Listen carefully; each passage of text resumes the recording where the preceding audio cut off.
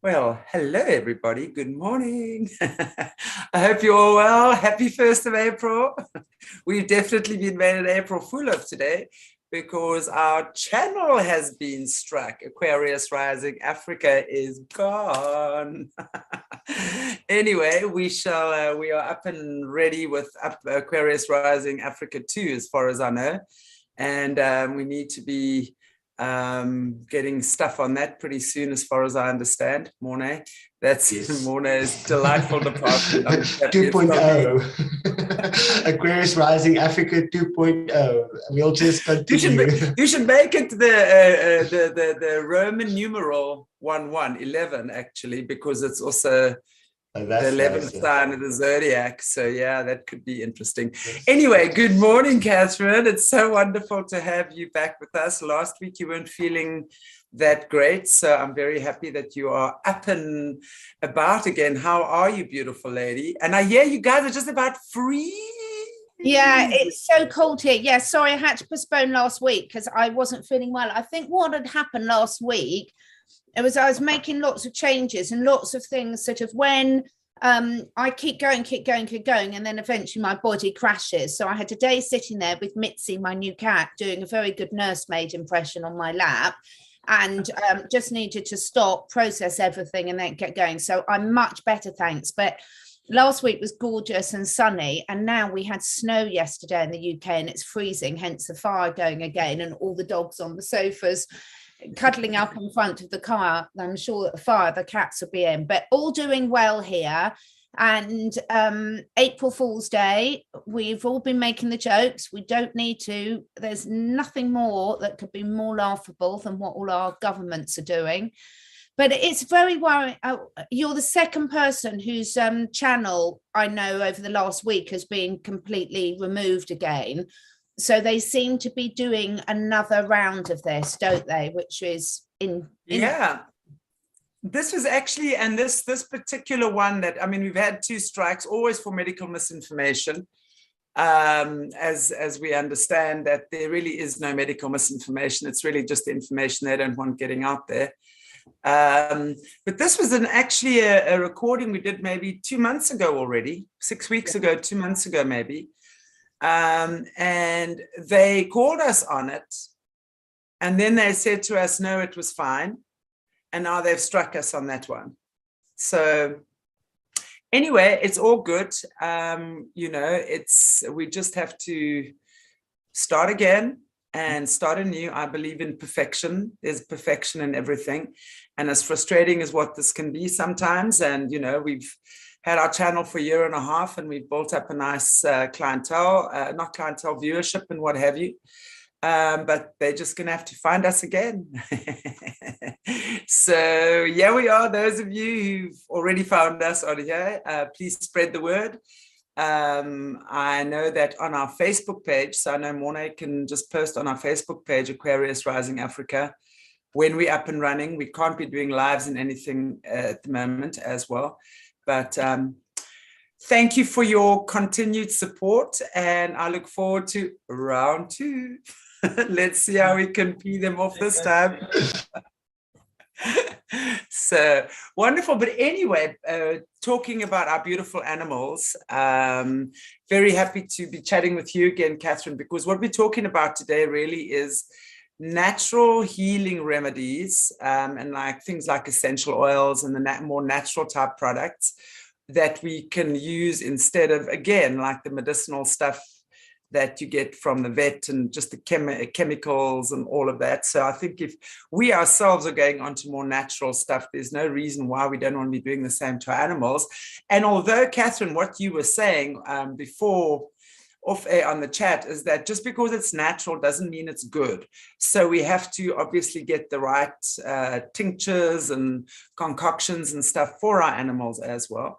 And then the other thing is really building proactive relationships with our animals as well. I mean, that is just beautiful. Love that. So I'm looking forward to what you're gonna have to share with us today, most definitely. So it's so over to you, gorgeous lady. I think the lucky thing is with all of our listeners is that people are looking at, we're saying new ways of doing things, but actually it's taking what's worked for thousands of years. Now, of course, there were problems, you know, people and animals have always died, and there's things that we haven't been able to cure. So I learned to look at it as complementary medicine or complementary therapies, where you're taking the understanding of the world we're living in now, which is very different to what it was 100 years ago. Just take the levels of pollutants that we're all exposed to now. So like anything, you know, things change. And so we need to change our approach to how we look after our animals. And everything I'm saying today about animals applies to us humans as well. But one of the things I wanted to start off with is by explaining that if you're sharing your lives with animals, or even if you're working with wild animals, it's really important to understand that species and just get some basic knowledge of the physiology, or what they're meant to eat, what their lifestyles are, what they can tolerate. Because a really good example, the three of us, we talk a lot about our cats. We're all passionate cat lovers, but cats are missing a key enzyme in their liver, which means they can be poisoned much easier than dogs. So a lot of the natural remedies, for example, essential oils, and I'm going to talk you through a few of them today, is a lot of them, what's safe for one species doesn't necessarily mean they're safe for all species. And also there is such a thing as too much of a good thing. So we, like everything else we've been talking about, the three of us, over the past couple of years, of all sorts of subjects that we won't mention on this channel, we want to keep this safe. But like anything, embracing the learning process to me is so important. And the way I work with animals, and the way I sort of on my teaching courses teach people to work with animals, or demonstrate so that they can take what resonates and leave what doesn't, is all about something called self-selection and all about choice. Because we and all animals have got an innate ability to recognize things that are good for us and things aren't. Now, as humans, we tend to shut down that ability quite a lot, because we're bombarded by lots of fake foods, pharmaceutical medicines, information bombarding all our senses. But I've got some of my dogs on the back. I mean, what if I had a better setup, I could have demonstrated some, but I've got that all in the courses and videos anyway. But innately, we know what's good for us. And I think that goes for all areas of life. Don't you two guys? You know, we know when a relationship is good for us. We might choose at a conscious or subconscious level to ignore it. We know if we're eating that donut, we're not necessarily honouring. Or the third one. Yeah, or the third one. And animals know this so much better than us, because their main sense is smell. And smell is very linked to taste, and they have millions more nerve receptors in their nasal passage than us. So they will have a really good ability to select what they need. And I'm going to come on to the difference between food and medicine in a minute.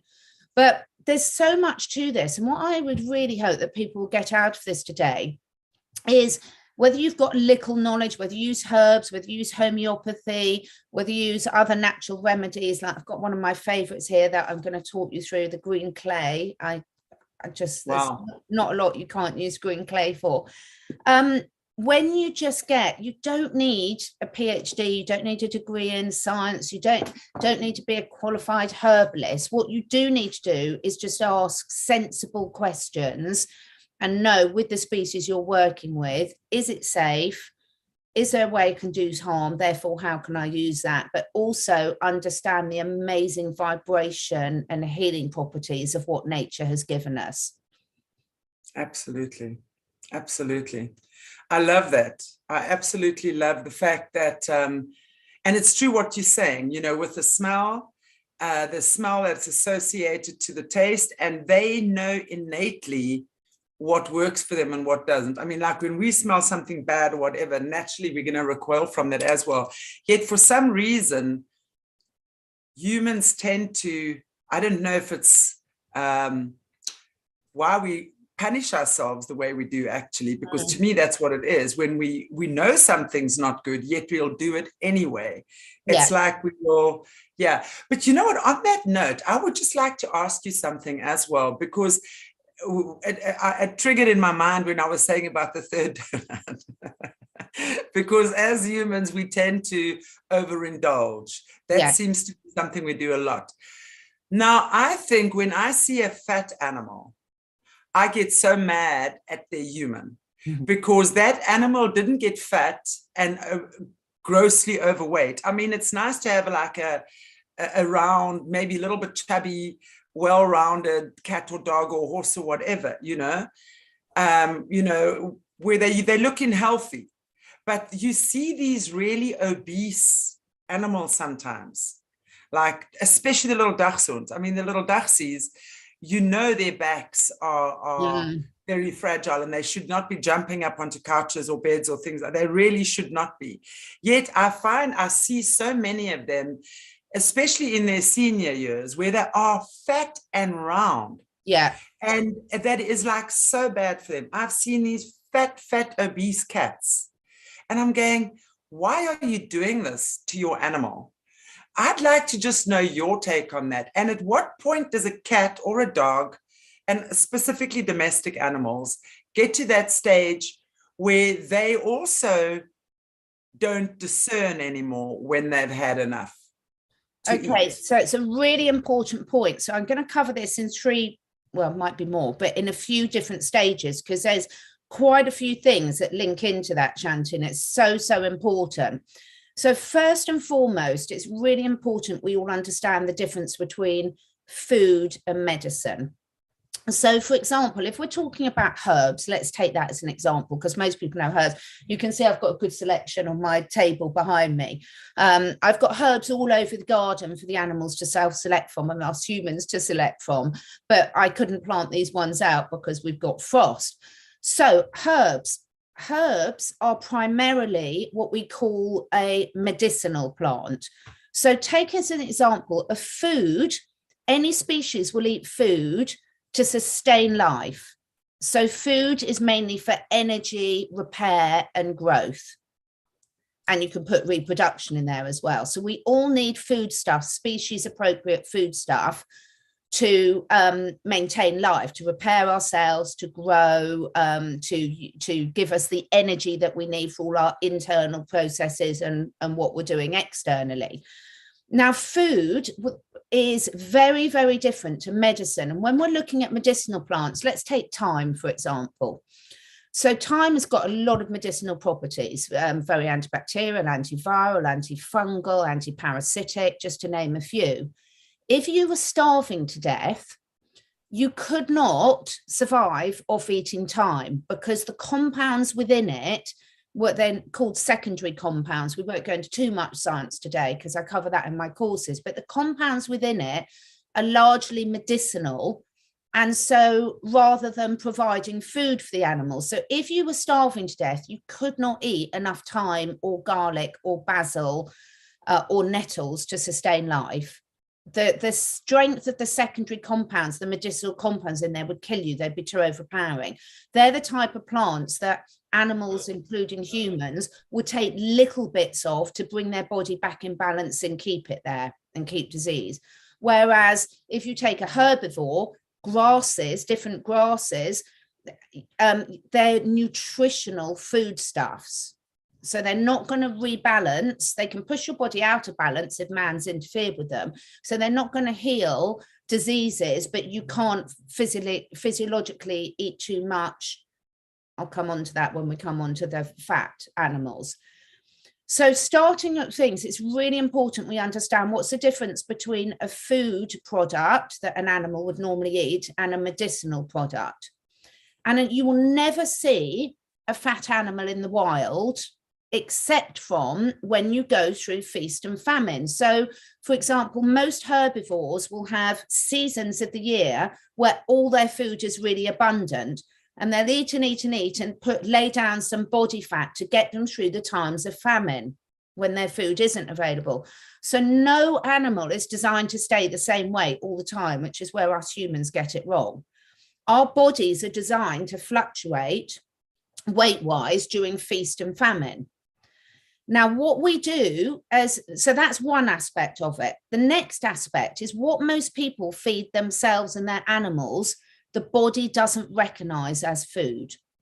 So most people that have got fat dogs, it's very, very rare that you will see, say, a raw-fed cat or dog that's fat, because the body recognizes what it's eating as food, and our physiology can process that and deal with it and get rid of the waste accordingly. You can, because imagine if you had a dog that you don't exercise or walk, or people that have house cats, etc.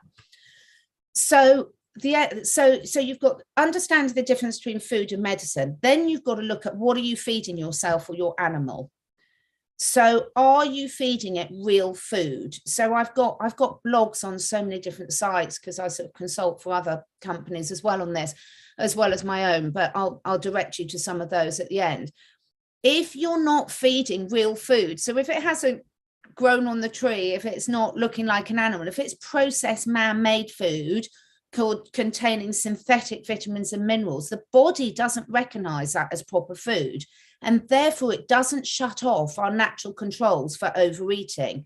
So in a very simple way. Wow, how interesting. How interesting is that? So in a simple way, there's two basic, now this is very simplified, but it works.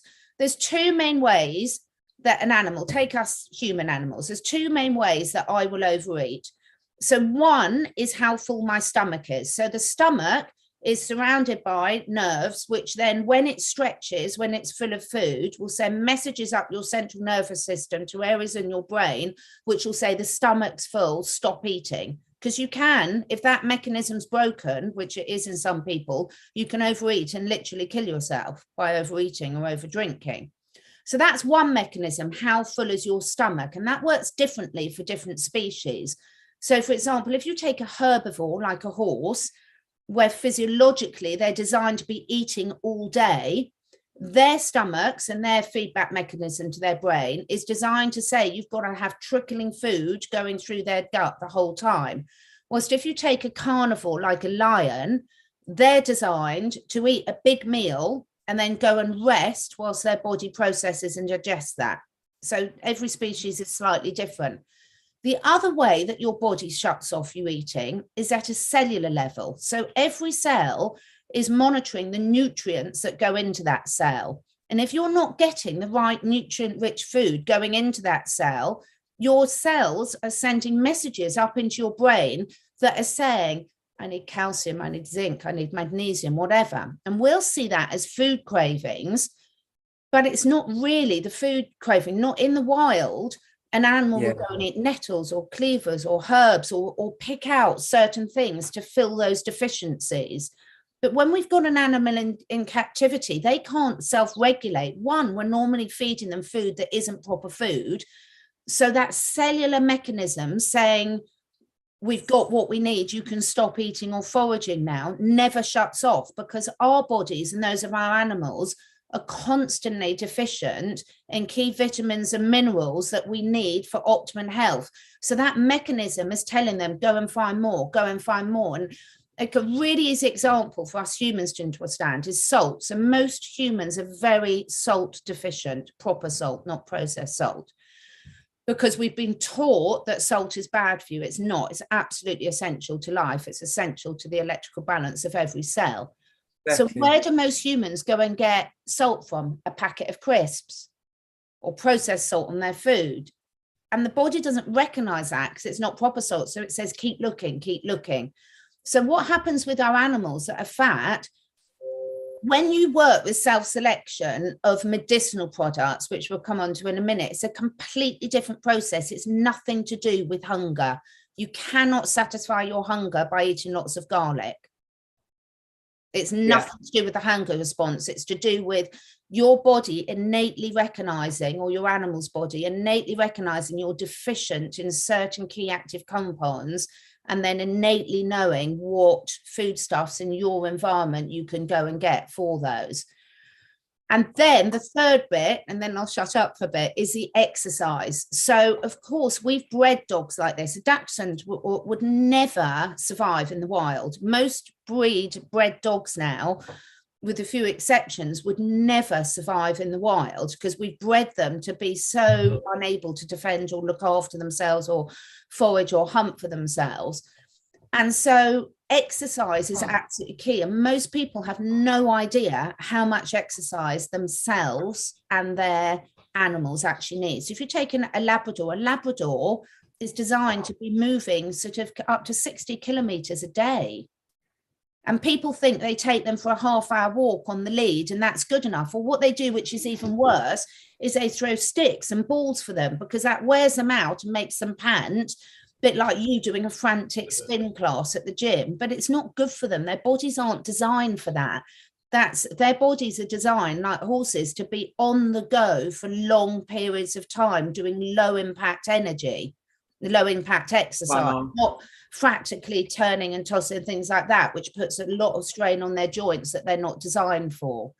May I just ask you there, sorry to chime in terms of Labradors, because they're hunting dogs though, aren't they? They would be used more for hunting. Is that right? Well, not hunting. They're not killer dogs at all. So they would be used to pick up the prey. Yeah.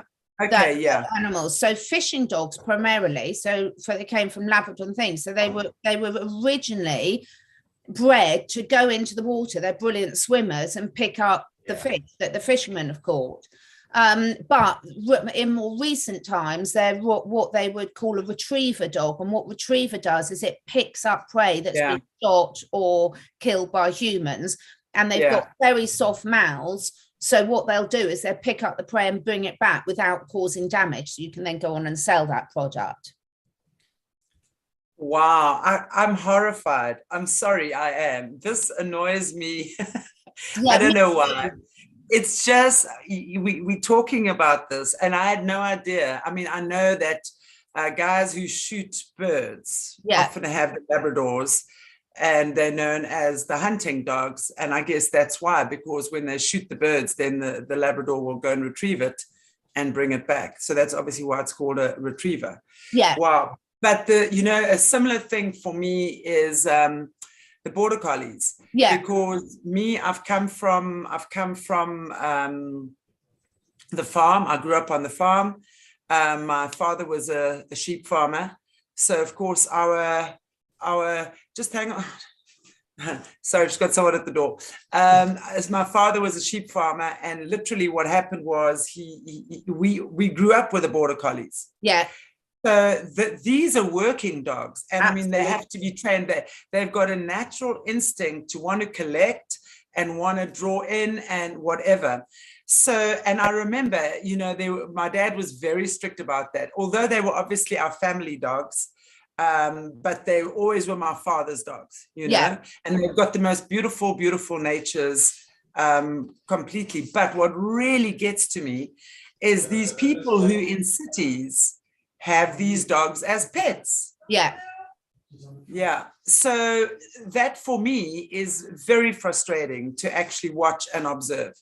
So what do you say about that as well? Because you see them, Jan. I mean, I see this couple in my neighborhood who got these two border collies with muzzles on them.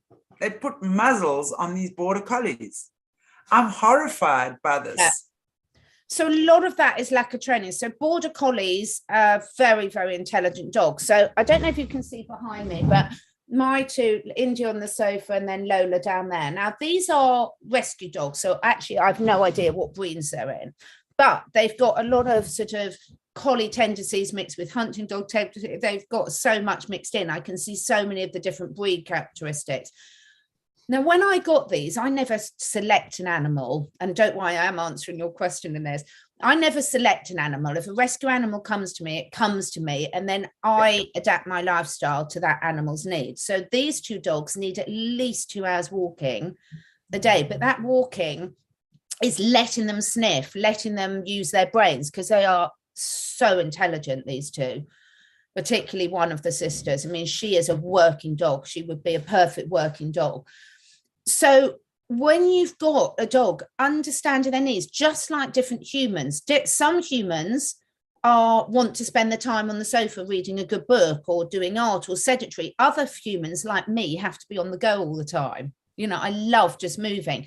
Now, I'm rubbish at jogging long distances, but I can walk forever, and I love walking forever. So now I've got these dogs in my home.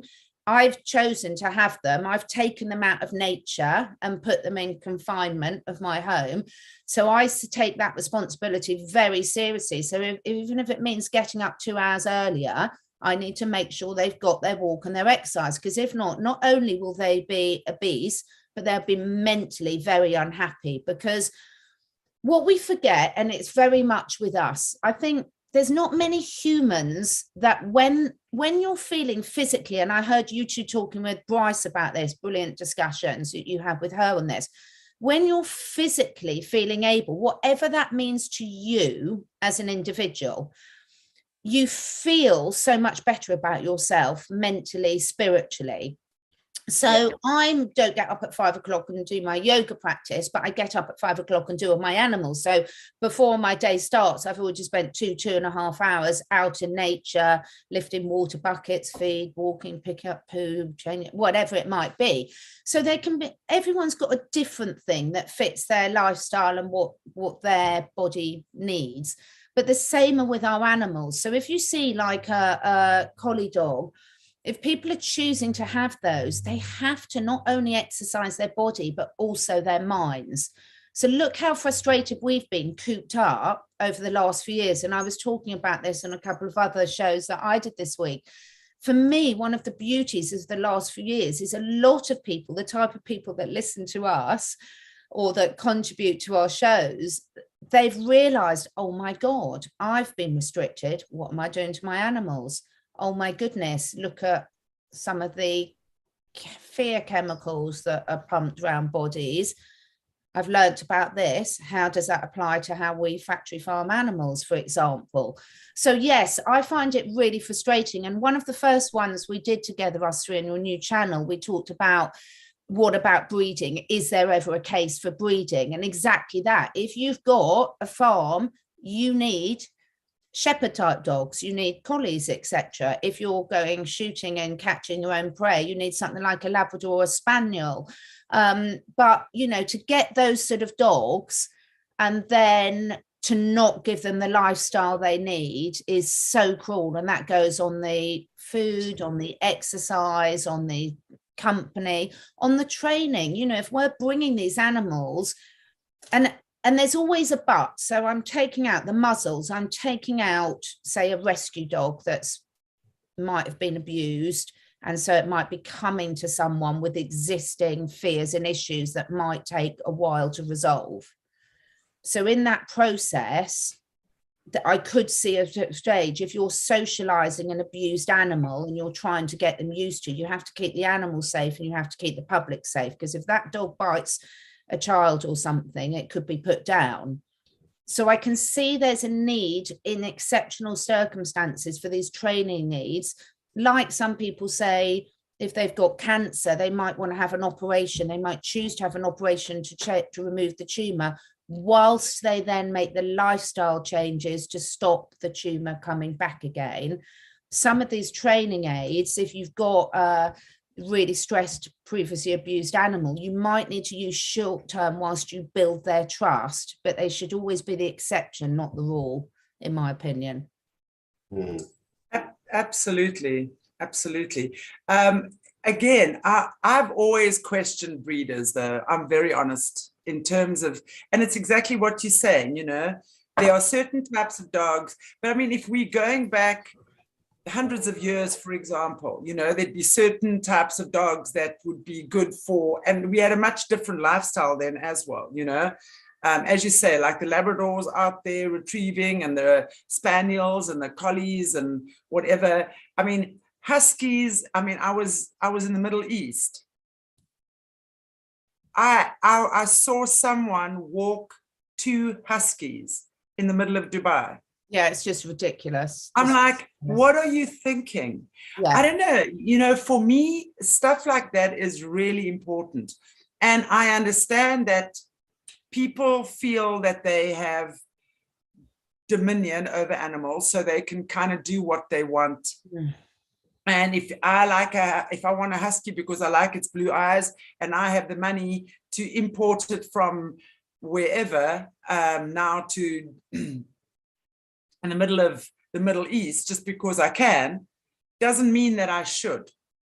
Exactly. But I think we need to be careful, like everything we've discussed there. I 100% agree with what you're saying there. If you're a normal member of the public and you're buying a dog because it suits your needs and need, and what we've done to most dog breeds is absolutely disgusting. It's appalling. I mean, it's I'm horrified. However, I do think it comes into, you cannot have, my dogs would kill sheep if I didn't, train them. They wouldn't be suitable to be on a sheep farm because they've lived off the streets and they've had to catch their own prey. And that's very difficult to breed out of certain breeds. I honestly think, Shanti, that we are going to be going back to a lot more natural ways of living. In my heart, I genuinely believe that more people are going to have to be growing their own food, hunting their own food, because let's face it, I might be a vegan, but my dogs and cats need meat. So exactly. If I can't get it from the shops, I might be very grateful of my neighbours that still go out and shoot. Absolutely. Sort of thing. Yeah. If it's done in an ethical way, etc. We've talked about that. But I think, I think there is a place for sheepdogs. I think that there are some very ethical breeders that breed dogs to do a specific job, and those dogs can be really happy doing that job.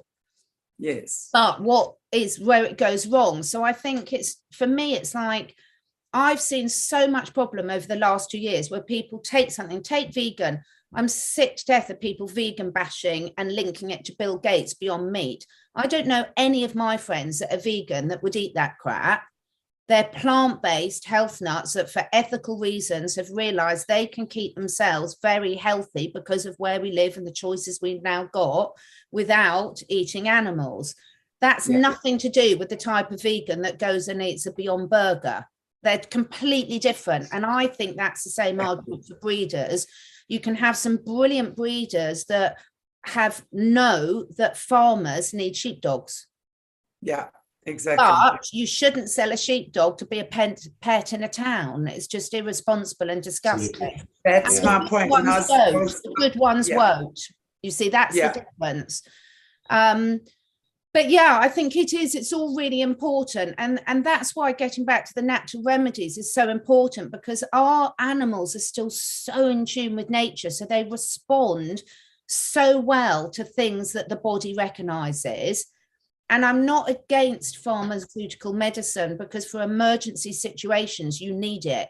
I mean, it saved some of my family's lives and mine. Sure. Emergency situations, but that's different to long term. In my opinion, that should be the minority now. In the way that the alternative medicine or natural remedies have been in the minority for so long, and the chemical stuff, the allopathic medicines have been the majority. I honestly, and I feel it will, and I really hope I'm still around to do it, to see it rather, and to do it maybe.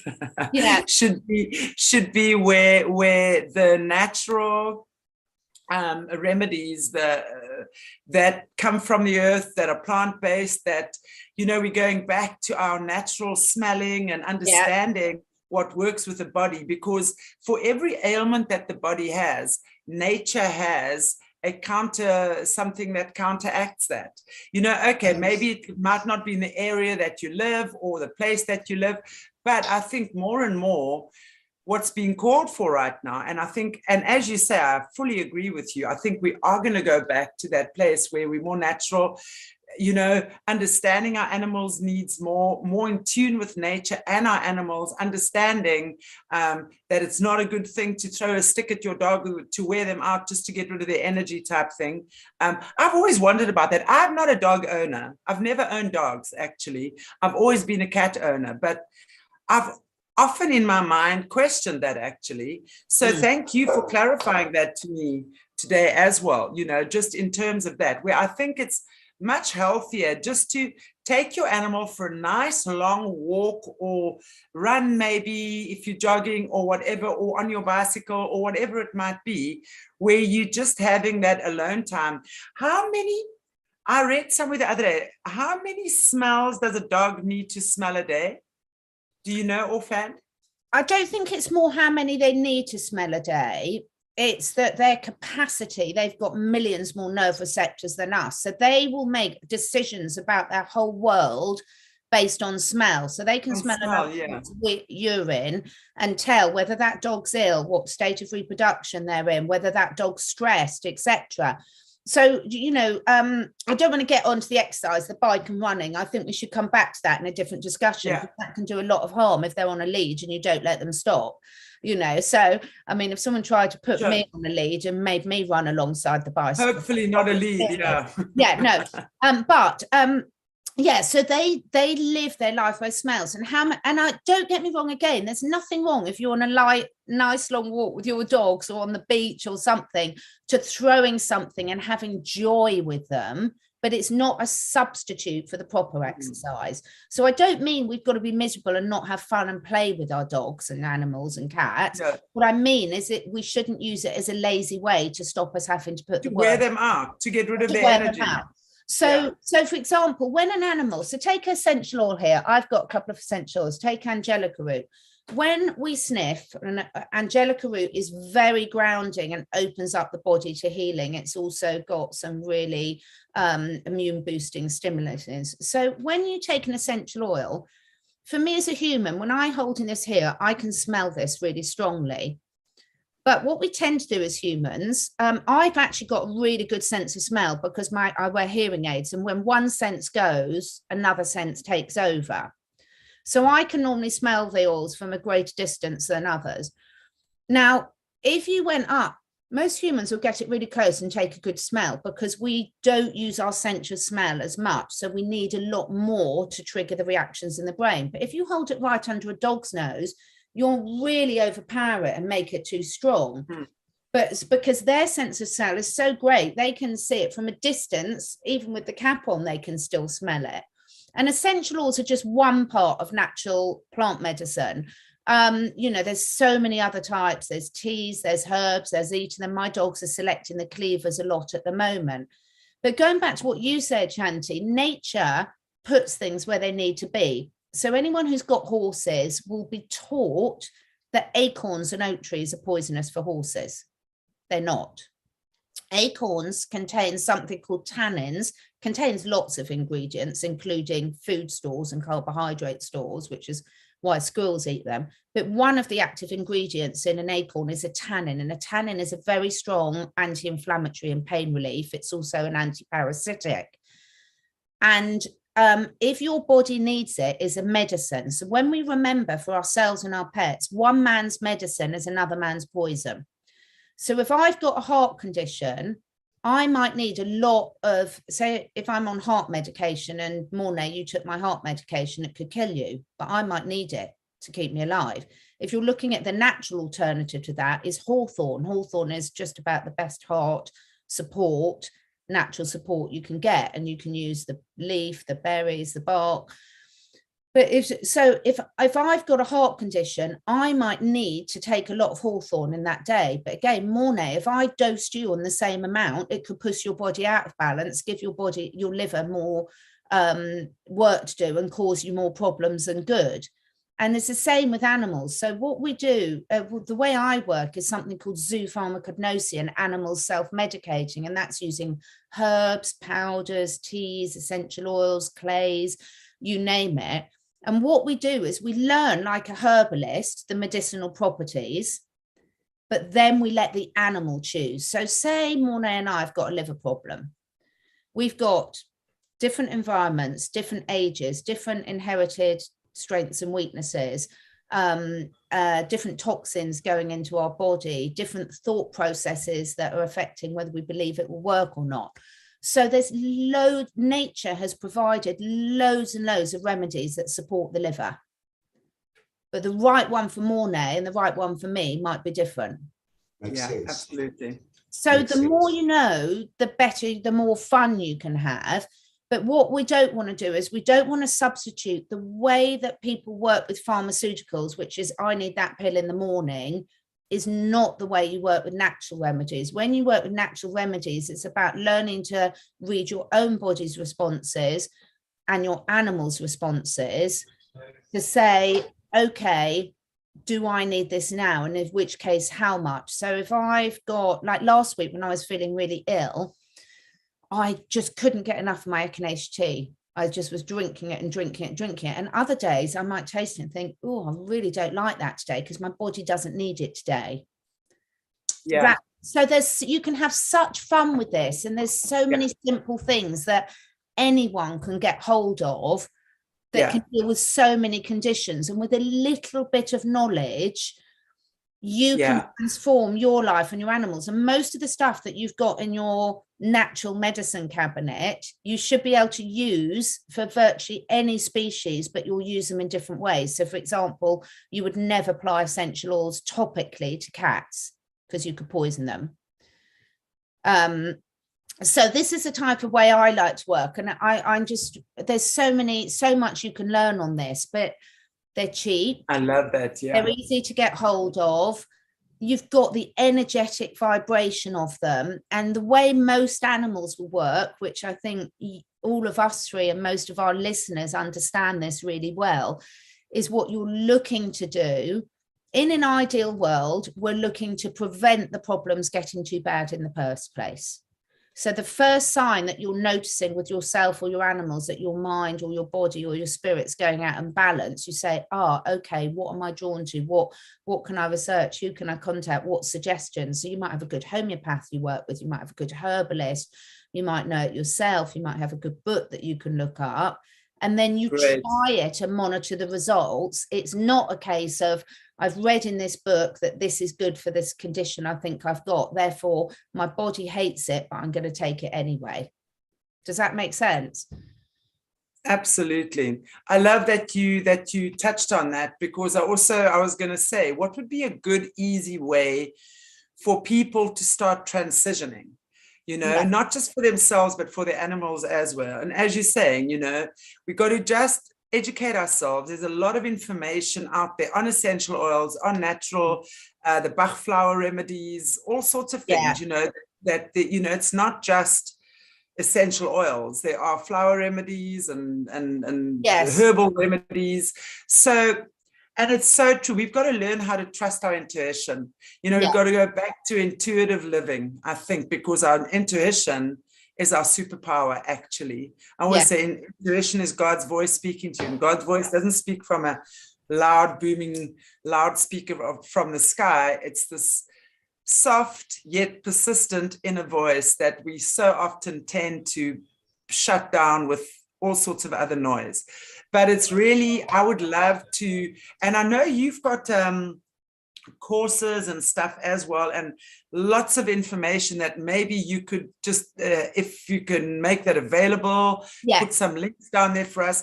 And I think it would be great if you could start giving us some pointers as to what would be a good thing. Like, let's say for liver, like you're talking about the cats missing that enzyme in the liver.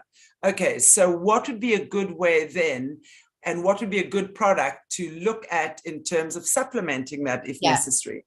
Maybe little things like that I think would be amazing, because you've got so much knowledge around this topic. I love it. I mean, I could speak to you for hours and hours, because, and I even get a little bit annoyed with myself thinking about this, thinking, this is a path I've been on my own journey for so many years.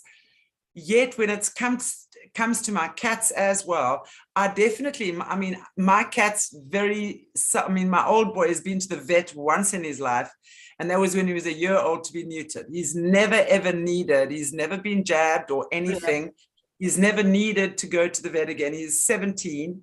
And he loves life. He's just loves life, and his big thing is to drink water out of the tap. So if he'll, like now, he'll be sitting in my one bathroom. He's got these funny little quirks now. He sits in my one bathroom at the basin, and I go there and I just open up a little treacle of water, and he'll sit there the whole day. That's what he does.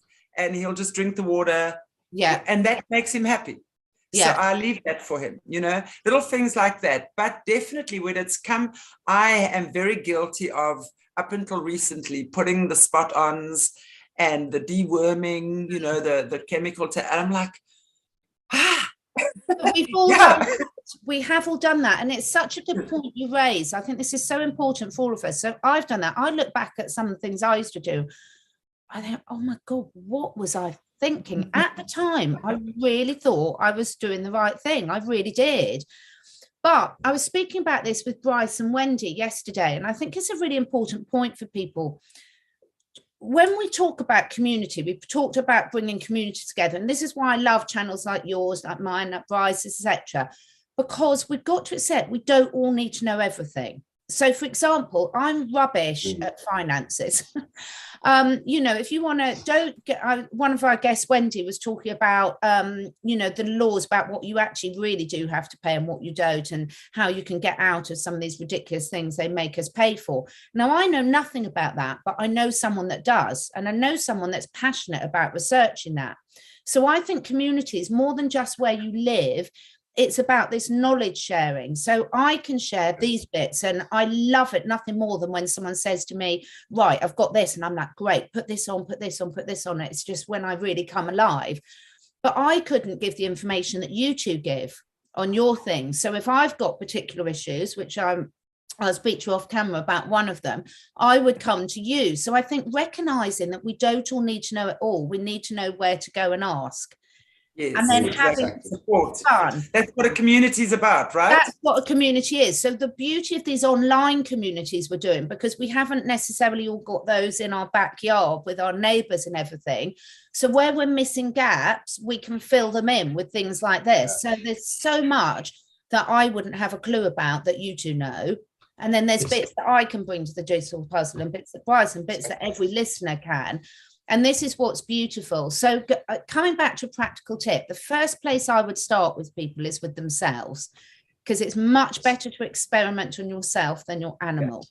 So the safest way to use natural remedies is herbal teas. So herbal teas, anyone can access, anyone can afford, because you can also go out and forage your own if you're lucky enough to be in areas to do it. And also, it's very difficult to do harm with a herbal tea. It really is very difficult to do harm. So what I would say is, if every person who wants to sort of learn a bit more about this, if you think, right, is there something that I want to work on for myself? Is it, say, let's take immune system and detox at the moment, because that's really good. So the kidneys and the liver and the lymphatic system are all really involved in detoxing our body, and the respiration system. But a lot of people have also got worries at the moment because of all the pollutants that are being shoved at us about our immune health and what's in our food, etc. So let's take something as simple as nettle tea. So nettles are one of the richest sources of natural vitamin C and iron and other trace minerals that you can get. And they're absolutely brilliant. And anyone can get hold of nettles. If you live in the countryside, don't ever go and forage from by a busy main road or by a field where the farmer's spraying pesticides. But if you can go, like I have, I've got nettles all around my garden and loads of places. So I can go and pick fresh nettles, and I just take what I need. And I normally snip the tops off with a pair of scissors, because then the plant will continue to grow. And then you can make yourself a nettle tea. And I would encourage you to just say, right, I'm going to spend 10 minutes searching on the medicinal products of nettles. And a really good site for people to start with is Dr. Axe, A-X-E. I'll send you the links later, Mornay, and I'll send you the links for the courses, and I'll send you now. Dr. Axe is a holistic practitioner, and he is brilliant at simply presenting quick bullet points about what this is good for and safety information. So if you just want to start learning, what can I start learning straight away? Go to Dr. Axe. It's just beautifully presented information. And so when you start taking the nettle tea, you probably won't like it, because what happens is our microbiome starts in our mouth and our nasal passages. And when we are out of balance, the little bacteria, I call them, like, imagine like good gremlins and bad gremlins, and you're feeding bad gremlins with the processed food, with the toxins, with the heavy metals, with the sprays. So the bad gremlins are frying and saying, give me more, give me more, give me more. Yeah. And addictions, right? And that's when you start craving. Yeah. What I want you to do is just put, most people I think watching this will have a journal or a diary or something. Put a note when you're starting and just taste. Just take a little egg cup of nettle tea first of all. And you can put some in a bowl for your dog and cat, obviously cooled so they don't burn their mouths, and just put it down and see if they want to taste it. But bear in mind, their taste buds will take a while to change as well, because their microbiomes will be out of balance, fact. And just give yourself and sort of look at that journey over a month about, are you starting to like the taste of nettle tea? Because initially you probably won't. You can make it, you can experiment with dilutions and strains, and then start to look at thinking, oh, I might spray some of this on my face because it makes the most brilliant facial perk up and toner and wash. It's beautiful on my body. Or if you're into making soaps, or you might want to add some to your muffin mix, or you might want to make a nettle soup. So start slowly. But what I would ask people to do is give it a month, because it will take a month for your taste buds to change. Yeah. And then you will start seeing that your body will start craving it. And there's nothing wrong at all with adding a little bit of maple syrup to it if you need to get you taking it, or a little bit of natural honey, or a bit of lemon juice or something, if that's what your body's craving. But just try. And with herbal teas, if you've got dogs and cats or rabbits or something like that, put a little bit down for them as well, obviously cooled. You do need to change it every day because it's not got any preservatives that will go off. An experiment. And when you then look at how simple, or mint, if you want to try with mint, try with mint. Pick something that resonates with you, but don't be put off with the first sip, and then watch how your tastes change. And then when you read up what's really good, what they're really good for, because someone else might be having trouble sleeping, so they might want to try the chamomile. But every product, if you take chamomile, I could write a huge book on the medicinal properties of chamomile, because they are so long. People think of it good for sleep, but it's really good for nerve regeneration repair. It's an anti-inflammatory. It's really good for the digestive system and the microbiome. It's really good for anxiety. There's so many different ways. So all three of us might want to try chamomile tea, but our bodies might need it for a different reason. Doesn't matter. You don't need to know that.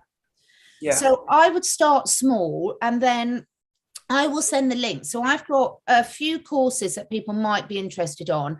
I'm really bad, folks, at the naming my courses. I need to look at it and name them more sensibly. But I've got an introduction. I can't remember what it's called. Can I share my screen on a live or not? Yeah, I'm going to give you co-host here quickly, and then you can. Oh, participant has disabled screen sharing. Disabled. Oh, now I can. Now it's up. Right. Sorry if it's too much on here. So if you go to my Catherine Edwards Academy site, and I'll give you these links because I've got two websites on here. I just want to talk you through a couple of places to start. On here, we've got a couple of nutrition ones, the home prepared, an introduction to home prepared food for your cats, and one for your dogs. Now, they're not really an introduction. If you did those courses, you would know everything you needed to know about how to feed your dogs and cats correctly.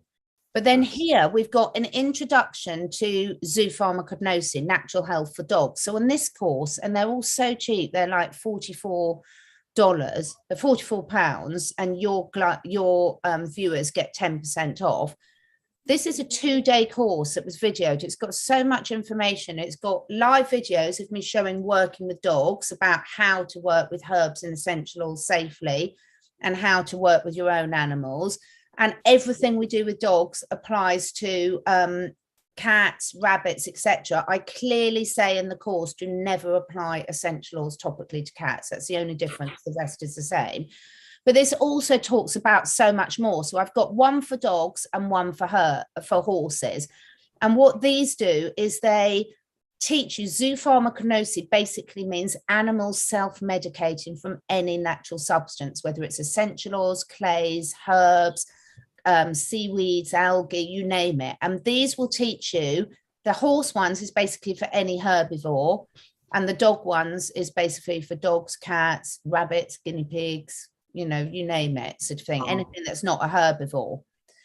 And they will really inspire. The feedback I've had for these has been absolutely amazing. Now, this one, Natural Health for Horses, First Aid Conditions. Yes, it does concentrate on courses, but what this does is it teaches you how to make gels, your own gels. It teaches you how to make your own medicinal clays.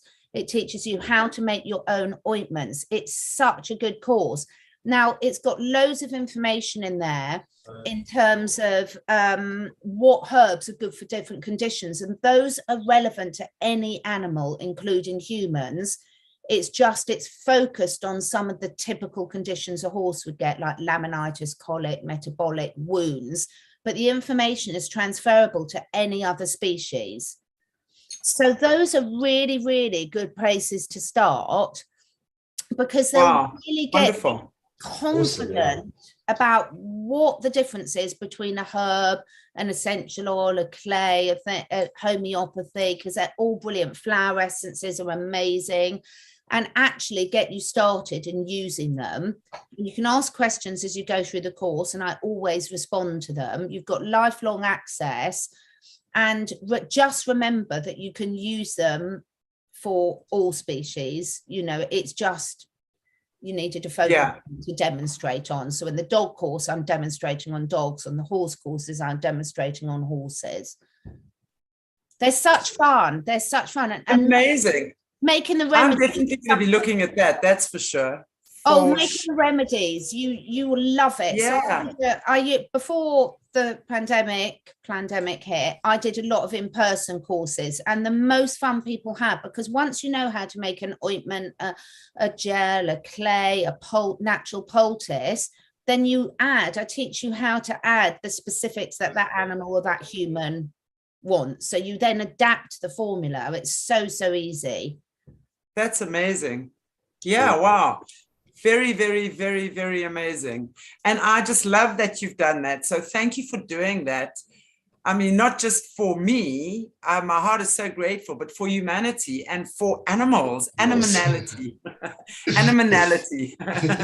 Yeah, I think that's incredible that you've done that, Catherine. Thank you. That's really cool. I'm going to be doing lots more, but I need to free up some time to do it, because this is what I love. But what I have realized is that nowadays people don't expect a nice background and official filming. They're quite happy with a, on your kitchen table job. So that I've got loads more to do. Yeah. Just start. So you were saying just start. And what I was saying is you don't need to know it all yourself. You just need to know who to ask.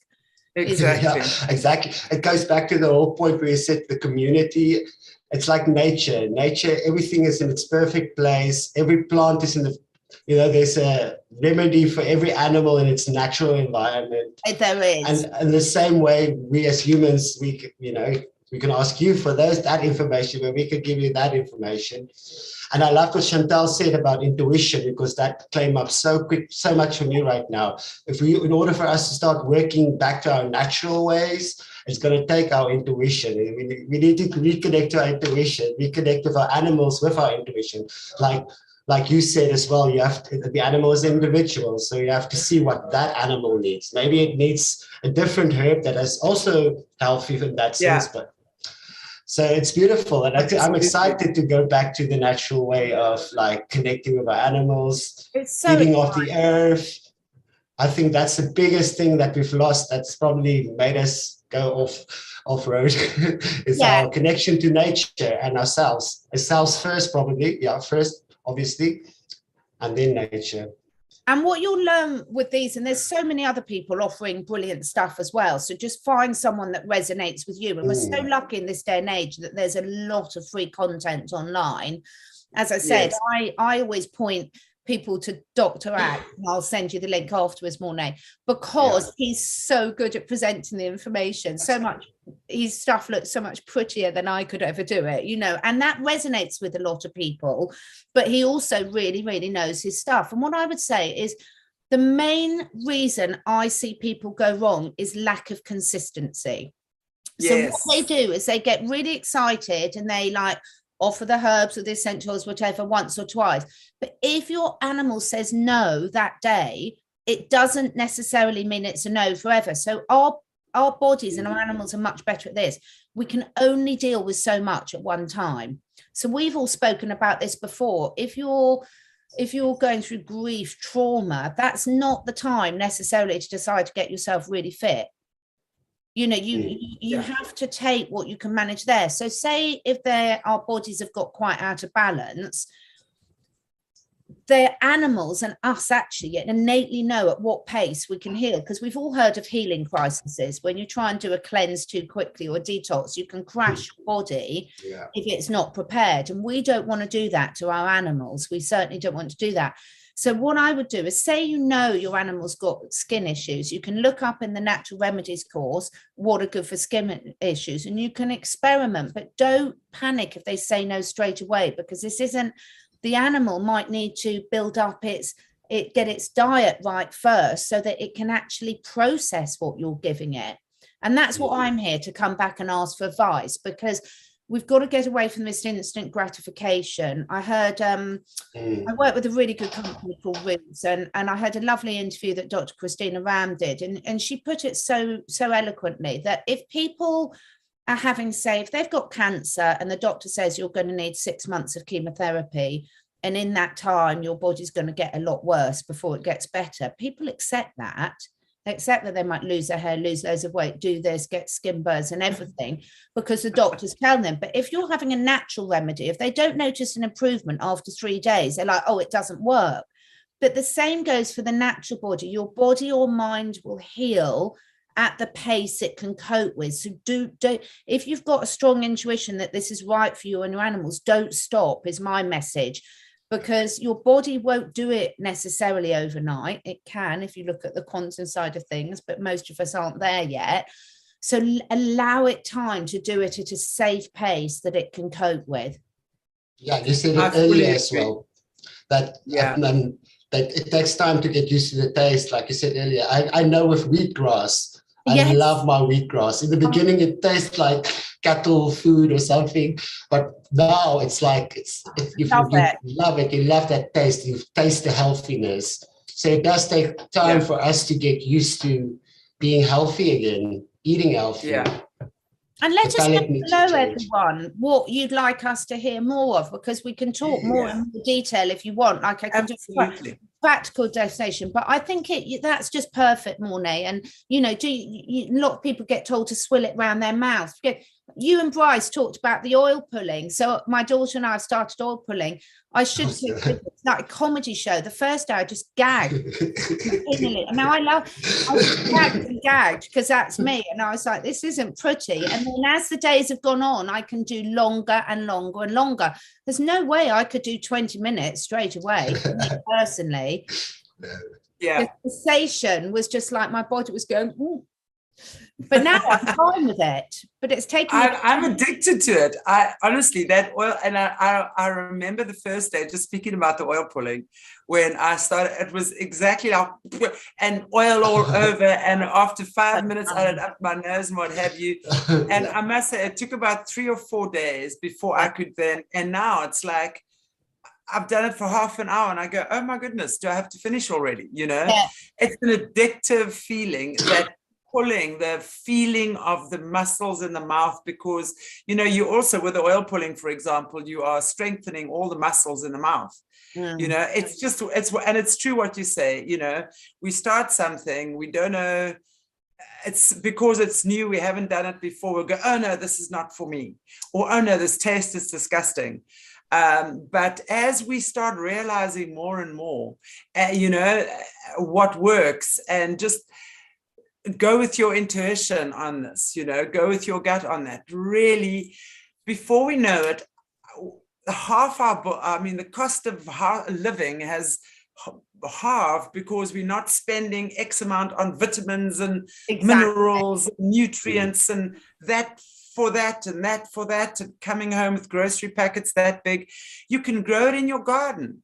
You can spend a few bucks on some seeds and some pots and put it in your windowsill, and you can grow it yourself. I've started that here, and it's amazing. These, and watch my cats self-select. So if you've got one of the things I teach people with cats is, when you've got, if for some reason you've got to have an indoor cat, then bring nature to them. Yes, and we do that a lot. So that I honestly believe, guys, the why behind this, I get so excited because I think anyone who's listening to any of us, we realize that things are changing, and I really believe for the better. And I think when you're doing all this, there's such a benefit to everything just by touching the herbs. Like cats get their medicine by rolling in herbs. They don't ingest so many. So, but when you get back to this, you know, whether we like it or not, we can't complain about what the pharmaceutical companies have done to us without then saying, okay, there's something I can do. And as I said, don't get me wrong, I do use pharmaceutical medicines at times for myself and my animals as a short stop whilst I'm getting everything else back in balance. And I think, you know, we can't be saying we want the pharmaceutical companies to collapse and then not be empowering ourselves to manage without them, because then we are in trouble. And as I said, you don't need to worry about, but the one thing I will say is once you get into this, and I will have to do an update video for everyone on that, is what to have in your emergency first aid kit, because there's no good waiting until one of you's bleeding to death to realize that you need yarrow and clay. You've got to have the yarrow and clay I think covered. Let's do that next time, shall we? What to put in our emergency first aid kit. And definitely I would love to know more about that as well. It's exciting. It's exciting starting your own little way of doing things. I think all of us, and as you say, you don't have to be living outside in a huge country garden. You can really bring nature into your home. You know, all you need is a few little pots and a couple of seeds and some potting soil and what have you, and off you go. And just enjoy that process. And the children love it. The children absolutely love it, and they're so good. And I used to, in my courses, combine it with, you know, the Dr. Emoto messages from the water. So if you find pots in size, put a little sign by it saying, I love you, you are beautiful. Exactly. You know, there's so many things you can do. But I hope everyone has fun with it. And it can be overwhelming because you can think there's so much to learn. You don't need to. That you just start small, start with one thing, and you will be amazed at how much you can do. Catherine, as always, it's an absolute joy to have you on. And really, as I said, I can talk to you for hours. And I look forward to many more hours in the future of having these types of conversations, because honestly, I can't think of anything that is more important and valuable for our way forward now, is to get ourselves back to nature, get our bodies back in balance, back in harmony, to connect and communicate with our animals, and to find natural ways for them to exist as well, so that they can live longer, more I want to say fruitful lives. I don't think that's the right word though, but I think we all know what I'm trying to say, where we all have quality of life that is amazing. And as you say, you know, just learning, for me, just understanding what the different species, for example, particularly of dogs, and I don't know so much about the dogs because I've never been a dog owner, but where you actually learning, like, for example, if you have 3 different types of dogs, you know, each one of their needs may be different. So how can we benefit each other? And it's not about putting ourselves out. And I think a lot of humans, and in my experience with humans over the years working with animals, has been, well, it's my animal, the animal must adapt. And I'm going, no, it's a symbiotic relationship. That animal has so much to teach you as well. So how about understanding that animal's needs? You're going to get so much more out of the relationship and the connection with the animal in that way as well. It becomes much more meaningful, much more joyful. You more energized, the animal's more energized. You have a stronger connection. It is just so beautiful having a connection with animals, and you know that you're giving them the best that you can, and they will always lavish you with so much love and so much joy. They really, really do. Really, really do. So, Catherine, thank you so much. We're going to put the links to your workshops, your courses, Very, very important. That's like gold. That information there There's is a 10% gold. discount using the word solutions. I'll send that to you as well, Mornay. But for 10% off anything, because everything helps. Yeah. Thank you so much for that. And until next time, we'll see you back in 2 weeks' time. And really, really looking forward to that. And guys, I need to reschedule the Friday. I'll have to a different day because it's Easter Friday here, and I'm working up at a holistic show that day. So okay. It's my birthday. Easter Friday. Already? Easter Friday. Yeah, it's Easter. Yeah, it's crazy. Okay, well then we were off there. We will just do a different day. Arrange the date or the day, and then we will just let you guys know when Catherine will be back with us again. But in the meantime, as you know by now, Aquarius Rising Africa has been struck for sharing truths and information, not misinformation as they tell us. But in the meantime, please give us a like, a share, and a subscribe here. We'll keep you updated as to what's happening and what's what in the zoo, who's who happening where all over the shows. April Fool, not us though. But anyway, so God bless you all. Take good care. Find us on Telegram as well. Solutions with Aquarius Rising is on Telegram as well. So catch us there. And in the meantime, hasta la vista, baby. We shall see you very, very soon. Yeah. God bless you all. Take good care. Cheers, guys. Thank you.